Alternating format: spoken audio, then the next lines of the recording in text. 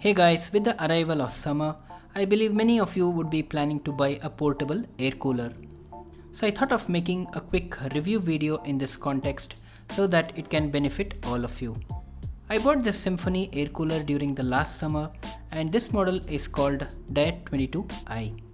In this video I shall be talking about its features, its pros and cons, and lastly I shall demo this for you. So please stay till the end of this video. To start with, let me give you quickly a physical overview of this machine. It's completely made out of plastic. On the front, you see the swing blades through which the air is blown from inside. The air comes out only from this half of the region. The other half is fake and it is sealed with a plastic wall from inside. At the bottom is the water tank and we can see the water level inside the tank through this cutout. The tank has a capacity to hold up to 22 liters of water. At the bottom we see the 4 wheels that are very smooth and it's easy to move this machine within the house. There is nothing else on the sides, and on the back side there is a mesh filter that prevents the flies and mosquitoes from getting sucked inside the machine.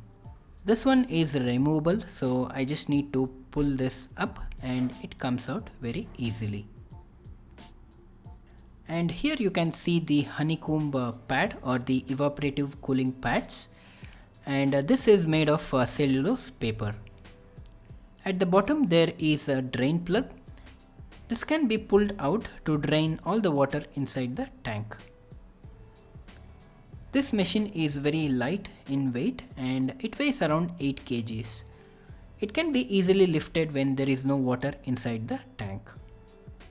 On the top we see the control panel that has couple of indicators and also touch sensitive buttons. The icons above here are the indicators and the below ones are the touch sensitive buttons. There is a compartment here to pour in the water, and ice can also be added in this chamber. The water will drip down through the honeycomb pad and then it gets collected in the tank below.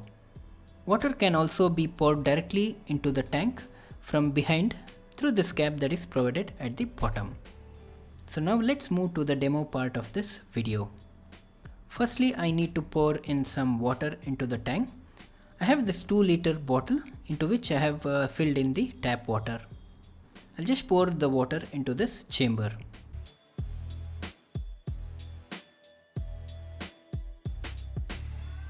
I have some ice cubes as well, and I will just add this to the compartment. So it's time now to turn on the power, and let me go ahead and switch it on. And you can see that the power indicator is on, and there is a beep also which is heard, which is indicating that the water level is low. So I'll just quickly fill in more water into this tank. So next step is to turn on the cooler, and we press this cool button to switch on the water pump. You should be hearing the humming sound of the water pump inside. So here we can see that water is being pumped from the tank below into the compartment above.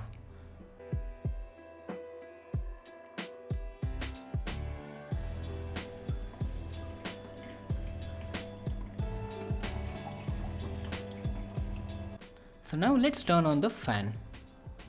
There are 3 speeds for the fan: high, medium and low. So I'll keep it to low, and it is now blowing the air from the front. There is a swing button here, and let me turn this on. So the swing will direct the air repeatedly from left to right within this room. There is also a small lever here that can be pushed up or down. Pushing it down will direct the air close to the ground, and pushing it up will redirect the air upwards. We can also set the timer to switch off this cooler after a specified interval of time, and we can do this from 1 hour and it can go till 7 hours. There is a remote sensor here, and a remote control is also provided with this cooler, and all the operations on this panel can be done from the remote control as well. The remote control is quite responsive and it works great. Now let's talk about the power usage of this cooler. In the specification, it's mentioned as 170 watts under test conditions. I have plugged in an energy meter and it is currently consuming around 130 watts at high speed. In the medium setting, it is consuming around 110 watts of power, and at the low setting, it is consuming around 90 watts of power. And this power consumption is with the cooler or the water pump being turned on. The water pump alone will consume around 15 to 20 watts of power. Now regarding my personal experience with using this product, I would say I am happy with it. It does blow cooler air when compared to the ceiling fan, and I could easily feel the difference when I switch off the water pump and run it with just the blower. One advantage of this cooler when compared to the ceiling fan is that the ceiling fan throws the air from top to the bottom in the room. So it usually picks up a lot of hot air that is above and pushes it down. Since this cooler is at the ground level, it blows much cooler air that is settled below. And hence I feel this is much better when compared to a ceiling fan. Also, it feels cool when I am in the path of the air throw, but if I am outside the region of the air throw, then it may not be so effective. Windows in the room may need to be kept open when using this cooler, as the humidity level inside this room can go up and it starts circulating the humid air within this room. Hence it is always advised to keep the windows open to let the fresh air from outside to inside of the room. Now let's talk about the pros and cons of this cooler. Firstly, the pros. It is portable, so you can move it from one room to another very easily. It has the mosquito and the fly filter at the back to keep the honeycomb pad hygienic and clean.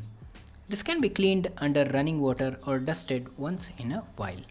The remote feature is also a big plus for this cooler. This cooler also works on home inverters or backup power, as it consumes very less energy when compared to the air conditioning unit. It is quite powerful and is good for a room of size 130 square feet in size. Now talking about the cons, I tend to feel sometimes uncomfortable if I sit in the path of the air throw for a longer period of time. The amount of air blown is considerably high even at the low speed setting, but this is more of a personal preference and I would not consider it a con. I experienced some minor issues with this cooler. One of the light indicator for the low speed is blown out, but the fan still works fine. Also, I had this issue where the water pump stopped working after a couple of months, and the pump was running fine as I could hear the sound, but it was not lifting the water from the tank to the compartment above. I found that the impeller or the water propeller had given away. After I glued that in place and fixed the pump inside the tank, it started working as usual. The drain plug at the bottom is made of rubber, and over a period of time it has shrunk and become a little bit harder. Hence it does not plug in tightly in place and water may leak through the gap. So I've used a small plastic sheet for padding and to make it a tighter fit. So guys, that was it on this cooler, and I hope this video helped you in case if you are planning to buy a cooler during this summer. Please don't forget to like, share and subscribe to my channel. Thanks for watching and have a great day.